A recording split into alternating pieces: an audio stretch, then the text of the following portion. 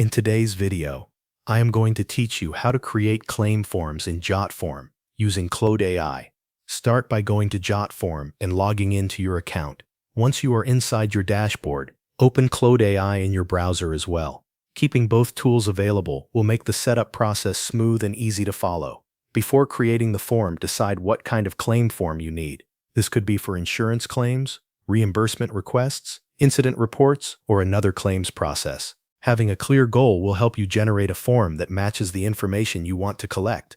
Next, go to Claude AI and enter this prompt exactly as written. Create a claim form directly in my Jotform account, with structured sections for claimant details, claim information, incident description, and supporting documents. Make it clear, organized, and ready to use. After Claude AI generates the form, return to Jotform and locate the new form in your account. Open it and review the layout carefully. Make sure the main sections are included and that the structure fits your workflow. If needed, add claim-specific fields to make the form more complete. You may want to include a claim type field, the date of the incident, the amount requested, a description of what happened, and any supporting evidence.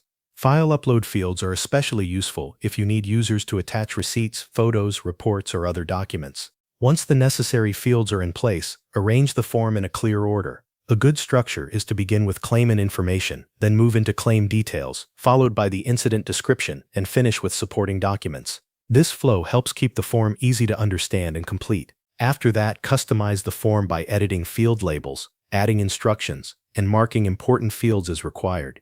This will make the form more accurate and easier for users to fill out without missing key details. Then go into the form settings and adjust any features you need for claim processing. You can enable email notifications, set up approval workflows, or make other changes that support your internal review process. When everything looks good, preview the form and test the full submission process. Check that the fields work correctly, that uploads function properly, and that the form is easy to complete from start to finish. Finally, publish the form and share it. You can copy the direct link or embed it on your website, depending on how you want people to access it. Thanks for watching.